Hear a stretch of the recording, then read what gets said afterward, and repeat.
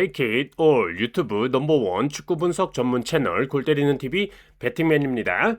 자, 지난 축구 토토 승무패 3회차 제가 공유드린 최종픽이 3등에 적중을 하면서 많은 분들이 적중의 기쁨을 누리셨고, 이번 회차에도 골 때리는 TV 가족분들의 고등수 적중에 도움을 드리기 위해서 열심히 분석을 해왔습니다. 처음부터 끝까지 집중해서 잘 들어주시고, 항상 말씀을 드리듯이 경기력 분석대로, 배당 분석대로 안 나오는 경기들이 축구 토토 승무패에는 항상 도사리고 있기 때문에 제가 공유드리는 최종픽을 그대로 구매하지는 마시고 참고를 하셔서 자신만의 최종픽을 만들어야 된다라는 점 다시 한번 강조를 드립니다. 자, 그리고 오늘 말씀드리는 축구 토토 승무패 4회차 골대법으로 폴더스 줄이기 정리본은 멤버십분들 전용으로 유튜브 게시판에 공유를 드려놨으니까 멤버십분들께서는 참고해 주시길 바라겠고, 개인적으로 토요일 밤 9시 30분에 프리미어리그 맹구 새끼들 대 맨시티 경기가 예정되어 있는데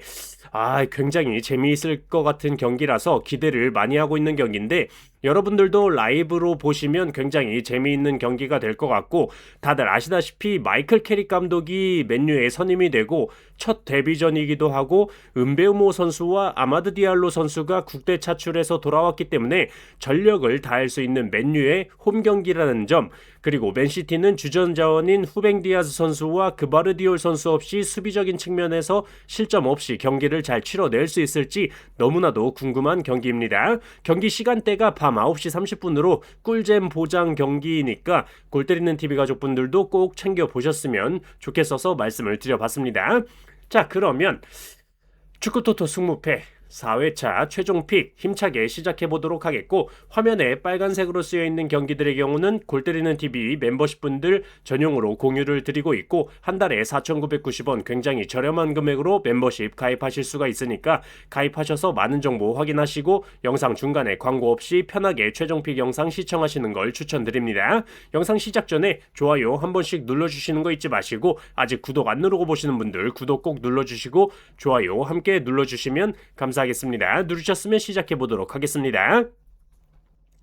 자, 2번 경기 첼시 대 브랜드포. 자, 홈팀 첼시는 주중 아스날과의 컵 경기를 치렀고 2대3으로 홈에서 패배를 기록했었기 때문에 체력적으로는 확실히 브랜드포보다는 손실이 있다라고 생각이 들지만, 맨유 탈출을 하더니 기가 막히게 아스날과의 경기에서 멀티골을 장렬한 가르나초 선수가 좋아 보이고, 부상에서 복귀한 이스테방 선수도 아스날과의 경기에서 확실한 측면 돌파 능력을 보여줬었기 때문에 원정 쓰레기 브랜드포를 상대로 첼시가 홈에서 패배할 것 같지는 않은 경기입니다. 또한 아스날과의 경기에 실점한 장면들을 볼 때 프리미어리그 세트피스 최다 득점 팀인 아스날을 상대로 코너킥 실점, 세밀한 플레이에 수비가 녹아내리면서 실점하는 장면이 있었는데, 브랜드포 같은 경우에는 아스날처럼 세트피스 득점이 많은 팀도 아니고 세밀하게 쪼개 들어올 수 있는 플레이어도 없다라는 점에서 첼시가 패배할 경기는 아니다라고 판단을 했습니다. 다만 첼시가 당연히 점유율을 쥐고 이번 시즌 프리미어리그 PPDA 즉 전방 압박이 1위를 기록 중인 만큼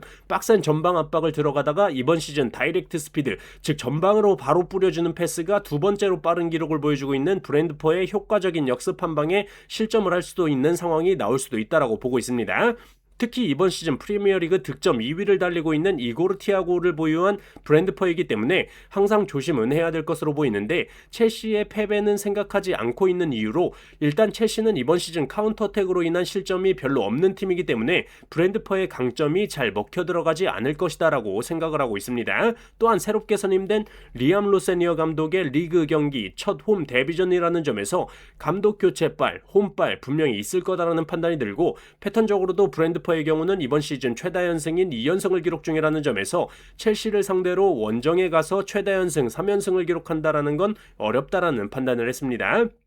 다만 브랜드포가 이번 시즌 프리미어리그 원정 경기에서 유일하게 아직까지 무승부를 기록한 적이 없다라는 측면에서 경기력적으로 충분히 무승부 나올 수 있다라고 보이기 때문에 브랜드포의 원정 첫 무승부 나올 수 있다라고 보고 있습니다. 저는 첼시의 승무 투픽으로 선택을 했습니다. 자, 3번 경기 리즈 대 풀럼. 자, 이 경기의 경우는 현재 홈팀 리즈의 정배당이 책정되었는데도 불구하고 리즈의 무패 쪽의 투표율이 좀 더 비중이 있는 상황으로 리즈의 승리까지는 잘 안 보고 계신 것 같습니다만 저는 오히려 리즈의 승무 투픽으로 선택을 해보도록 하겠습니다. 그 이유로 일단 지난 풀럼과의 맞대결 당시에 이번 시즌 원정 성적 18위로 원정 성적 쓰레기인 리즈임에도 불구하고 풀럼 원정을 가서 후반전 로즈타임에 자책골로 인해서 1대0 패배를 기록했었고 기본적인 슈팅 숫자는 리즈가 더 많이 기록을 했었기 때문에 홈 성적으로는 12위까지 올라오는 리즈의 홈발이 있다면 충분히 풀럼을 상대로 좋은 결과가 기대가 된다라고 말씀을 드리고 싶고 풀럼 원정 경기 당시에 현재는 출전 불가능한 풀럼의 주전 자원들 켈빈 베시, 케니 테테, 이오비, 무니즈 같은 선수들이 출전을 했음에도 자책골 한 골로 꾸역승을 했다라는 점은 이번 리즈 원정 승리하기 어려워 보인다라고 판단이 들죠. 여기에 추가적으로 풀럼의 경우 과거에 원정에서 2.9 역배당을 받았던 적이 2번이 있는데 2번 모두 패배를 기록했었다라는 점과 리즈가 홈일 때 원정팀이 2.9배당을 받은 적이 역시 2번이 있었는데 2번 모두 리즈가 승리를 기록했었다라는 점 또한 리즈가 이번 시즌 홈에서 정배당을 받았던 적이 3번이 있는데 3번 모두 승리를 기록했었다라는 점에서 이 경기는 최소한 리즈의 패배는 없겠다라고 판단을 했습니다. 리즈의 승무 투픽으로 선택을 했어요. 자, 5번 경기 토트넘 대 웨스트햄. 현재 토트넘의 승리 투표율 72%가 몰려있는 상황인데 최근에 닭 새끼들 바로 토트넘의 경기를 보면 이게 뭐 깡패 새끼들인지 성격 파탄자 새끼들인지 모를 정도로 경기만 했다 하면 싸우고 자빠져 있죠. 여기에 벤탄쿠르, 파페사르, 히샬리송, 쿠두스 선수까지 출전을 하지 못하는 상황이기 때문에 토트넘이 아무리 이번 시즌 실점이 가장 많은 웨스트햄을 상대한다고 해도 쉽게 승리하기는 어렵지 않을까 판단이 되고 있습니다. 다만 급하게 지금 코너 갤러거 선수를 영입을 했고 이번 경기에 선발로 출전을 할지 못할지는 모르겠지만 어쨌든 전력 보강을 했고 사실 전력 보강인지 돈 지랄인지는 경기를 봐야 알겠죠. 워낙 토트넘이 마티아스 텔이나 무아니, 사비 시몬스 같은 기가 막히고 코가 막히고 경기를 보고 있는 눈도 막아버리고 싶은 애들을 영입을 잘하기 때문에 지켜봐야겠지만 어쨌든 신규 영입 자원이 있다라는 점과 토트넘이 이번 시즌 프리미어리그에서 세트피스 득점 하나만큼은 2위를 기록하고 있을 정도로 결정력 있는 세트피스 득점력을 보여주고 있는데 웨스트햄의 경우가 이번 시즌 세트피스 실점 프리미어리그 2위를 기록 중이라는 점에서 토트넘의 강점이 웨스트햄에게는 약점이기 때문에 충분히 이 부분 공략할 수 있다라고 보이고 웨스트햄은 어쨌든 막아서고 있다가 제로드 보엔 선수나 썸머빌 같은 선수의 빠른 역습을 노릴 텐데 토트넘에는 발에 부스터를 달고 있는 반더벤이 지키고 있기 때문에 이번 시즌 역습 실점이 거의 없는 편이라는 점에서 토트넘의 패배는 없겠구나라고 판단을 했습니다. 다만 제가 무승부를 가져가는 이유로 웨스트햄의 서머빌 선수가 퀸즈파크와의 경기에서 측면 돌파가 굉장히 좋은 모습을 보여줬었고 라치오의 핵심 공격 자원이었던 카스텔라노스 선수를 영입해왔고 지난 퀸즈파크와의 경기에서 결정력 있는 대갈박 헤딩골을 보여줬기 때문에 무승부는 같이 가져가야 되는 경기다라고 판단을 했습니다. 저는 토트넘의 승무 투픽으로 선택을 했습니다.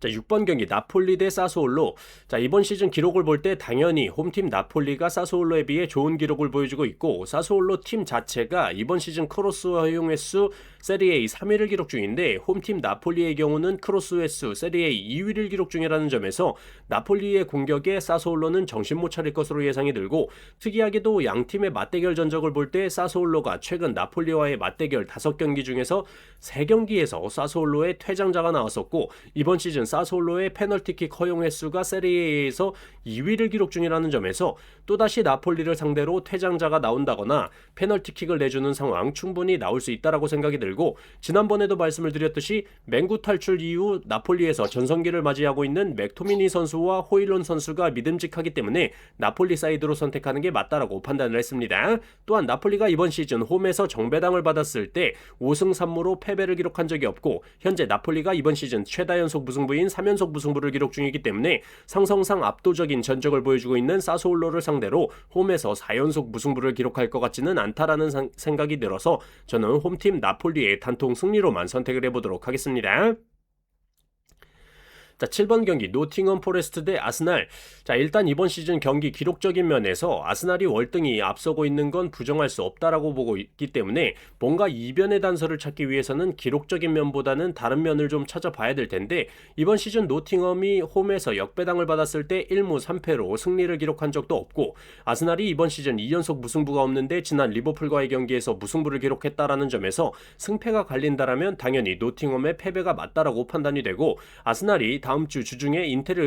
인테르와 챔스 경기가 있기 때문에 어느 정도 로테이션을 돌린다라고 해도 지금 뭐 아스날은 누가 나와도 멤버가 너무나도 좋습니다. 쓰레기 사왔다고 개쌍욕을 처먹던 요케레스 선수마저도 첼시와의 컵 경기에서 득점을 기록했고, 하베르츠 선수도 부상에서 돌아왔다라는 점, 그리고 미들 자원들 주비멘디, 데클란 라이스, 미켈 메리노 같은 자원들이 너무나도 잘해주고 있기 때문에 이 경기는 뭐 딱히 고민 없이 노팅엄의 단통 패배로만 선택해보도록 하겠습니다. 자, 10번 경기 울버햄튼 대 뉴캐슬. 자, 울버햄튼이 사실 최근 맨유, 웨스트햄, 에버튼을 상대로 패배하지 않는 모습을 보여줬고, 컵 경기에서는 6대1로 승리를 하는 모습을 보여줬기 때문에 뭔가 이변이 나올 수도 있지 않을까 생각이 들지만, 일단 뭐 6대1로 승리한 팀은 잉글랜드 4부 리그 팀으로 4부 리그에서도 22위를 기록 중인 강등권이 간당간당한 팀이기 때문에 당연히 큰 점수 차로 이기는 게 맞다라고 생각이 들고, 일단 이번 시즌 모든 기록적인 면에서 뉴캐슬이 당연히 울버햄튼에 비해 앞서고 있고, 특히 뉴캐슬의 측면 돌파 후 크로스나 컷백의 형태를 많이 보여주는 공격 형태를 보여주고 있기 때문에 크로스 횟수가 프리미어리그에서 가장 많은 횟수를 기록 중인 뉴캐슬이죠. 근데 울버햄튼의 경우는 크로스 허용 횟수가 프리미어리그에서 공동 3위를 기록 중이라는 점에서 최근 득점 감각이 물이 오른 하비 반스 선수나 앤서니 고든 같은 선수들을 방어하는데 어려움을 겪을 것으로 보이고, 프리킥이 좋은 트리피어 선수도 돌아왔기 때문에 앤서니 고든이나 트리피어의 다이렉트 프리킥 한 방도 무시하지 못할 것으로 보여집니다. 여기에 닉 볼테마드라는 장신 공격수의 대갈박과 발끝이 굉장히 좋기 때문에 울버햄튼의 잠시나마 좋았던 결과들은 다시 침체기로 가지 않을까 싶습니다. 울버햄튼의 단통 패배로만 선택을 해보도록 하겠습니다.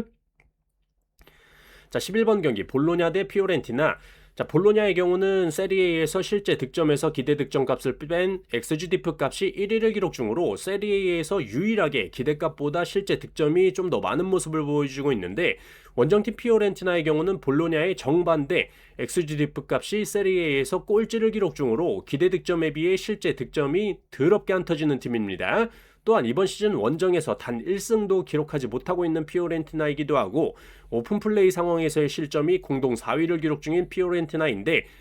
홈팀 볼로냐는 오픈플레이 득점이 세리에에서 3위를 기록 중이라는 점, 볼로냐의 세트피스 득점이 세리에에서 3위를 기록 중인데 피오렌티나는 세트피스 실점 세리에 공동 2위를 기록 중이라는 점,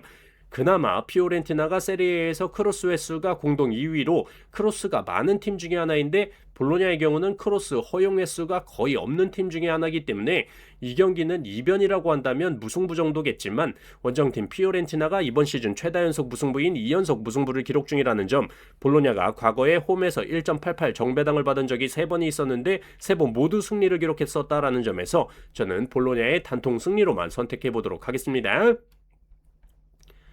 자, 12번 경기 아스톤빌라 대 에버턴. 자, 이 경기는 홈팀 아스톤빌라의 승리를 선택할 수밖에 없는 경기이지 않나 싶습니다. 기본적으로 아스톤빌라가 이번 시즌 홈에서 득점도 상승하지만 실점이 원정에 비해 반으로 줄어드는 모습을 보여주고 있고, 원정팀 에버턴의 경우는 결장 여파가 너무나도 커 보이죠. 주전 수비 자원인 마이클 킨 선수가 이번 경기에 결장하고,